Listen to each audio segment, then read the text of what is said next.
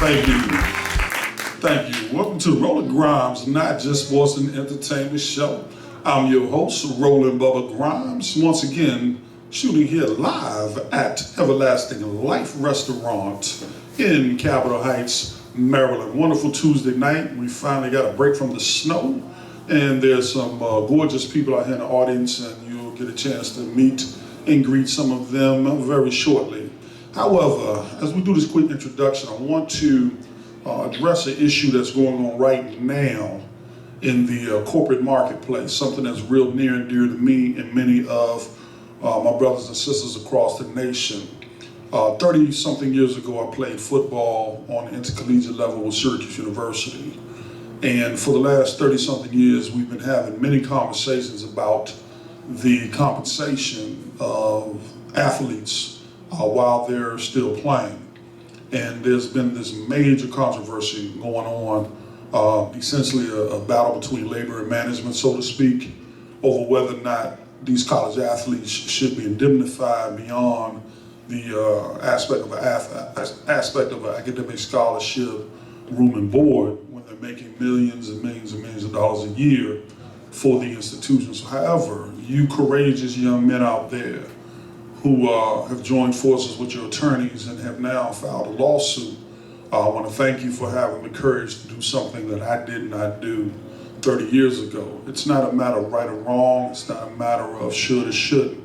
It's just one of those things that needs to be taken to the court and needs to have an opportunity to be discussed by people who aren't quite as invested in it.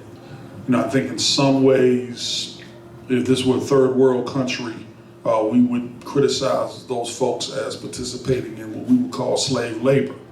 And many of you may remember years ago when even professional athletes at the end of their contract were not free, and listen to the words, were not free to go to any team they wanted to go to. They were either traded or sold to whatever team that the organization that they were playing for, that they no longer were under contract with, they would dictate where they would go from there.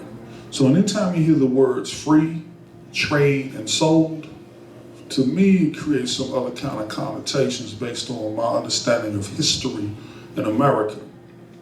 As a result of that, there was a gentleman by the name of Curt Flood, and I want you all to look him up if you haven't, C-U-R-T, Flood, who challenged in court his inability to choose what program to go to once his contract ended with his Major League Baseball team. When he challenged this in court, he actually won. And as a result of that, I think one of the first major benefactors of that was a football player by the name of Reggie White, who was leaving the Philadelphia Eagles, and he went on tour, as you know it now, with the modern day athlete, looking at different programs, looking at different teams and where he wanted to play. Well, as a result of that, a lot of those teams started to improve their facilities. They started investing different kind of information and care into their athletes, because now Reggie White was the one that bid where he wanted to go. Instead of him offering the team his services, he bid for whatever it was that he thought he was worth. And ever since then, we've heard these stories with LeBron James and Dwight Howard, and every year, every time someone's a free agent, they get this big money. Well, it started with a guy named Curt Flood. And unfortunately, his name is never mentioned when you're listening to the LeBron Jameses of the day, and you're listening to some Peyton Manning, and these people who sign these big contracts. It would be real nice if they would acknowledge the fact that this one man who had the courage to alienate himself from his sport and from his employer, taking the court. Well, on a collegiate level, it gets much deeper, because on a collegiate level, you truly are the property of that institution. So these young men who are now filing this lawsuit, believe me, if you're not catching hell, you will. You will be ostracized by your teammates, your family members, the boosters, your coaches, etc. I did far less than that when I was in school, and I still caught a lot of flack for some of the things that I tried to do on campus as a student, quote unquote, student athlete. So I know that this is going to be a heck of a journey for you.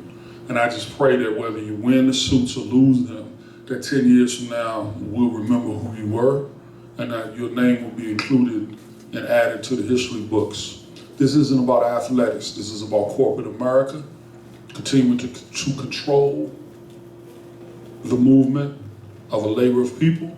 And in this case, it's very, very similar to that which we learned from the days of slavery. Ladies and gentlemen, we're going to get on with the show in a few minutes. I want you to sit tight. Roland Bubba Grimes, Rolling Grimes, not just sports and entertainment show. We'll be right back.